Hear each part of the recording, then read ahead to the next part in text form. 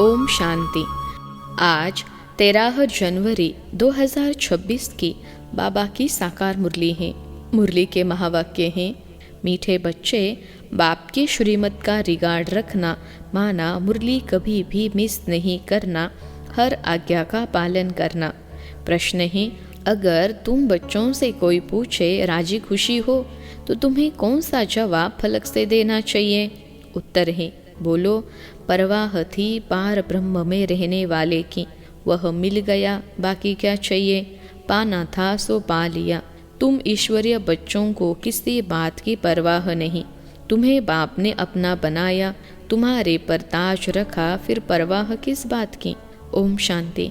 बाप समझाते हैं, बच्चों की बुद्धि में ज़रूर होगा कि बाबा बाप भी है, टीचर भी है, सुप्रीम गुरु भी है। इसी याद में ज़रूर होंगे। यह याद कभी कोई सिखला भी नहीं सकते। बाप ही कल्प कल्प आकर सिखलाते हैं। वही ज्ञान सागर पतित पावन भी हैं। वह बाप भी है, टीचर भी है, गुरु भी है। यह अब समझा जाता है जबकि ज्ञान का तीसरा नेत्र मिला है। बच्चे भल समझते तो होंगे, परंतु बाप को ही भूल जाते हैं तो टीचर गुरु फिर कैसे याद आएगा? माया बहुत ही प्रबल है, जो तीन रूप में महिमा होते हुए भी तीनों को भुला देती है, इतनी सर्वशक्तिमान है। बच्चे भी लिखते हैं, बाबा हम भूल जाते हैं। माया ऐसी प्रबल है, ड्रामा अनुसार है बहुत सहज। बच्चे समझते हैं ऐसा कभी कोई हो नहीं सकता। वही बाप टीचर सदगुरु हैं। सच सच इसमें गपोड़े आदि की कोई बात नहीं। अंदर में समझना चाहिए ना, परंतु माया भुला देती है। कहते हैं हम हार खा लेते हैं तो कदम कदम में पदम कैसे होंगे? देवताओं को ही पदम की निशानी देते हैं, सबको तो नहीं दे सकते। ईश्वर की यह पढ़ाई है, मनुष्य की नहीं। मनुष्य की यह पढ़ाई कभी हो नहीं सकती। भल देवताओं की महिमा की जाती है, परंतु फिर भी ऊंचते ऊंच बाप है। बाकी उनकी बड़ाई क्या है? आज गदाई कल राजय। अभी तुम पुरुषार्थ कर रहे हो ऐसा, यानी लक्ष्मी नारायण बनने का। जानते हो इस पुरुषार्थ में बहुत फेल होते हैं। पढ़ते फिर भी इतने हैं जितने कल्प पहले पास हुए थे। वास्तव में ज्ञान है भी बहुत सहज, परंतु माया भुला देती है। बाप कहते हैं अपना चार्ट लिखो, परंतु लिख नहीं पाते हैं। कहाँ तक बैठ लिखें? अगर लिखते भी हैं तो जांच करते हैं 2 घंटा याद में रहें, फिर वह भी उनको मालूम पड़ता है जो बाप की श्रीमत को अमल में लाते हैं। बाप तो समझेंगे, इन विचारों को लज्जा आती होगी। नहीं तो श्रीमत अमल में लानी चाहिए, परंतु 2% मुश्किल चार्ट लिखते हैं। बच्चों को श्रीमत का इतना रिगार्ड नहीं है। मुरली मिलते हुए भी पढ़ते नहीं हैं। दिल में लगता ज़रूर होगा, बाबा कहते तो सच हैं, हम मुरली ही नहीं पढ़ते तो बाकी औरों को समझाएंगे क्या? याद की यात्रा। ओम शांति। रूहानी बाप रूहानी बच्चों को समझाते हैं।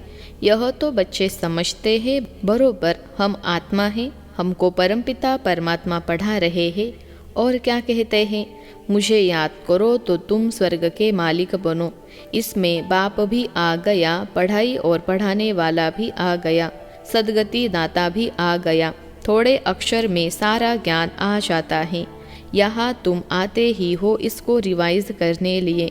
बाप भी यही समझाते हैं, क्योंकि तुम खुद कहते हो हम भूल जाते हैं, इसलिए यहाँ आते हैं रिवाइज करने।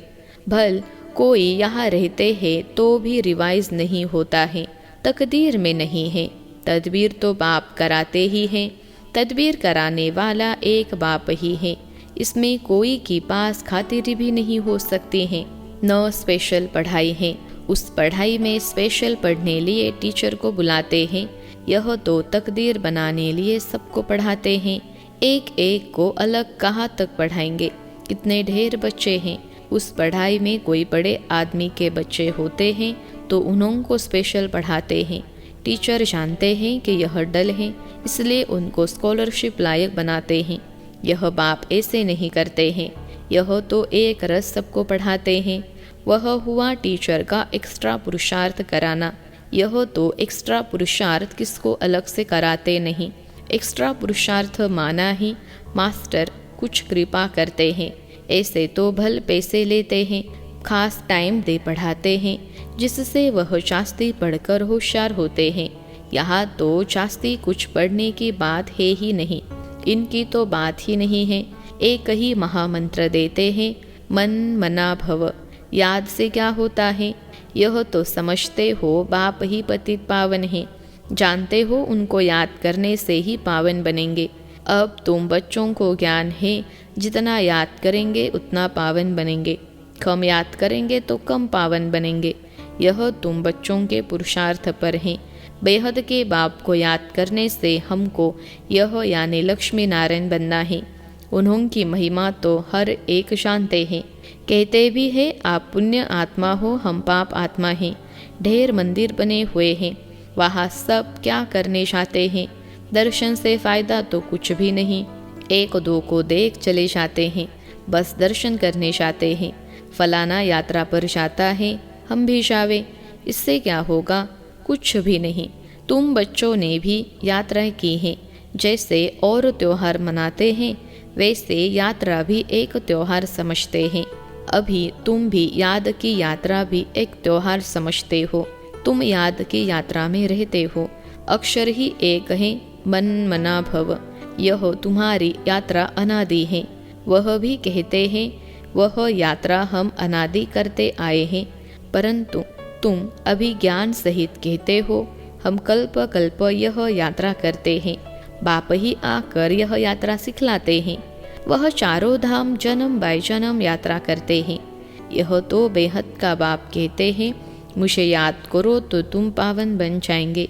ऐसे तो और कोई कभी नहीं कहते कि यात्रा से तुम पावन बनेंगे। मनुष्य यात्रा पर जाते हैं तो वह उस समय पावन रहते हैं। आजकल तो वहाँ भी गंद लगा पड़ा है, पावन नहीं रहते। इस रूहानी यात्रा का तो किसको पता नहीं है। तुमको अभी बाप ने बताया है यह याद की यात्रा है सच्ची। वह यात्रा का चक्र लगाने जाते हैं, फिर भी वैसे का वैसा बन जाते हैं। चक्र लगाते रहते हैं, जैसे वास्को दी गामा ने सृष्टि का चक्र लगाया, यह भी चक्र लगाते हैं ना। गीत भी है ना, चारों तरफ लगाए फेरे, फिर भी हरदम दूर रहे। भक्ति मार्ग में तो कोई मिला नहीं सकते, भगवान कोई को मिला नहीं, भगवान से दूर ही रहे। फेरे लगाकर फिर भी घर में आकर 5 विकारों में फंसते हैं। वह सब यात्राएं ही झूठी। अभी तुम बच्चे जानते हो यह है पुरुषोत्तम संगम युग, जबकि बाप आए हैं। एक दिन सब जान जाएंगे बाप आया हुआ है। भगवान आखिरी मिलेगा, लेकिन कैसे यह तो कोई भी जानते नहीं। यह तो मीठे मीठे बच्चे जानते हैं कि हम श्रीमत पर इस भारत को फिर से स्वर्ग बना रहे हैं। भारत का ही तुम नाम लेंगे। उस समय और कोई धर्म होता नहीं, सारी विश्व पवित्र बन जाती है। अभी तो ढेर धर्म है। बाप आकर तुमको सारे झाड़ का नॉलेज सुनाते हैं, तुमको स्मृति दिलाते हैं। तुम सो देवता थे, फिर सो क्षत्रिय, सो वैश्य, सो शूद्र बने, अभी तुम सो ब्राह्मण बने हो। यह हम सो का अर्थ बाप कितना सहज समझाते हैं। ओम अर्थात मैं आत्मा, फिर हम आत्मा ऐसे चक्र लगाती है। वह तो कह देते हम आत्मा सो परमात्मा, परमात्मा सो हम आत्मा। एक भी नहीं जिसको हम सो का अर्थ यथार्थ मालूम हो। तो बाप कहते हैं यह जो मंत्र है यह हर दम याद रखना चाहिए। चक्र बुद्धि में नहीं होगा तो चक्रवर्ती राजा कैसे बनेंगे? अभी हम आत्मा ब्राह्मण हैं, फिर हम सो देवता बनेंगे। यह तुम कोई से भी जाकर पूछो, कोई नहीं बताएंगे। वह तो 84 का अर्थ भी नहीं समझते। भारत का उत्थान और पतन गाया हुआ है, यह ठीक है। सतो प्रधान, सतो रजो तमो, सूर्यवंशी, चंद्रवंशी, वैश्यवंशी। अभी तुम बच्चों को सब मालूम पड़ गया है। बीज रूप बाप को ही ज्ञान का सागर कहा जाता है। वह इस चक्र में नहीं आते हैं। ऐसे नहीं हम जीव आत्मा सो परमात्मा बन जाते हैं, नहीं। बाप आप समान नॉलेजफुल बनाते हैं, आप समान गॉड नहीं बनाते हैं। इन बातों को बहुत अच्छी रीति समझना है, तब बुद्धि में चक्र चल सकता है, जिसका नाम स्वदर्शन चक्र रखा है। तुम बुद्धि से समझ सकते हो हम कैसे इस 84 के चक्र में आते हैं। इसमें सब आ जाता है, समय भी आता है, वर्ण भी आ जाते हैं, वंशावली भी आ जाती है। अब तुम बच्चों की बुद्धि में यह सारा ज्ञान होना चाहिए। नॉलेज से ही ऊंच पद मिलता है। नॉलेज होगी तो औरों को भी देंगे। यहाँ तुमसे कोई पेपर आदि नहीं भरवाए जाते हैं। उन स्कूलों में जब इम्तहान होते हैं तो पेपर्स विलायत से आते हैं। जो विलायत में पढ़ते होंगे उन्हों की तो वहाँ ही रिजल्ट निकालते होंगे। उसमें भी कोई बड़ा एजुकेशन अथॉरिटी होगा जो जांच करते होंगे पेपर्स की। तुम्हारे पेपर्स की जांच कौन करेंगे? तुम खुद ही करेंगे। खुद को जो चाहो सो बनाओ। पुरुषार्थ से जो चाहो सो पद बाप से ले लो। प्रदर्शनी आदि में बच्चे पूछते हैं ना, क्या बनेंगे? देवता बनेंगे, बैरिस्टर बनेंगे, क्या बनेंगे? जितना बाप को याद करेंगे, सर्विस करेंगे, उतना फल मिलेगा। जो अच्छी रीति बाप को याद करते हैं वह समझते हैं हमको सर्विस भी करनी है, प्रजा बनानी है ना। यह राजधानी स्थापन हो रही है तो उसमें सब चाहिए। वहाँ वजीर होते नहीं। वजीर की दरकार उनको रहती जिनको अक्ल कम होता है। तुमको वहाँ राय की दरकार नहीं रहती है। बाबा के पास राय लेने आते हैं, स्थूल बातों की राय लेते हैं। पैसे का क्या करें, धंधा कैसे करें? बाबा कहते हैं यह दुनियावी बातें बाप के पास नहीं ले आओ। हाँ, कहाँ दिल शिकस्त बन जाए तो कुछ न कुछ आथत देकर बता देते हैं। यह कोई मेरा धंधा नहीं है, मेरा तो ईश्वरीय धंधा है तुमको रास्ता बताने का। तुम विश्व का मालिक कैसे बनो, तुमको मिली है श्रीमत, बाकी सब है आसुरी मत। सतयुग में कहेंगे श्रीमत, कलयुग में आसुरी मत। वह है ही सुख धाम, वहाँ ऐसे भी नहीं कहेंगे कि राजी खुशी हो।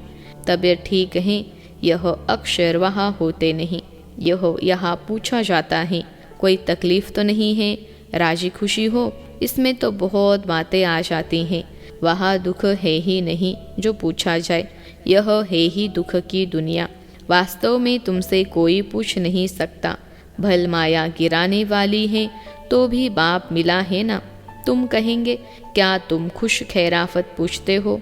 हम ईश्वर के बच्चे हैं, हमसे क्या खुश खैराफत पूछते हो?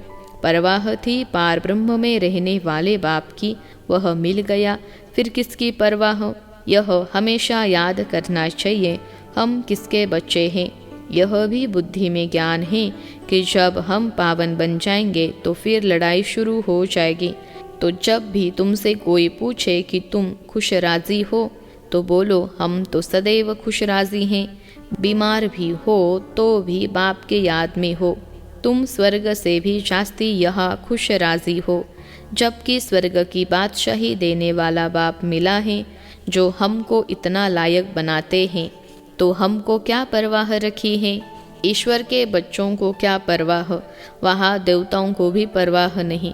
देवताओं के ऊपर तो है ईश्वर, तो ईश्वर के बच्चों को क्या परवाह हो सकती? बाबा हमको पढ़ाते हैं, बाबा हमारा टीचर सद्गुरु है, बाबा हमारे ऊपर ताज रख रहे हैं, हम ताजधारी बन रहे हैं। तुम जानते हो हमको विश्व का ताज कैसे मिलता है? बाप नहीं ताज रखते, यह भी तुम जानते हो। सतयुग में बाप अपना ताज अपने बच्चों पर रखते हैं, जिसको अंग्रेजी में कहते हैं क्राउन प्रिंस। यहाँ जब तक बाप का ताज बच्चों को मिले तब तक बच्चे को उत्कंठा रहेगी। कहाँ बाप मरे तो ताज हमारे सिर पर आवे। आश होगी प्रिंस से महाराजा बनो, वहाँ तो ऐसी बात नहीं होती। अपने समय पर कायदे अनुसार बाप बच्चों को ताज देकर फिर किनारा कर लेते हैं। वहाँ वानप्रस्थ की चर्चा होती नहीं। बच्चों को महल आदि बना कर देते हैं, आशय सब पूरी हो जाती है।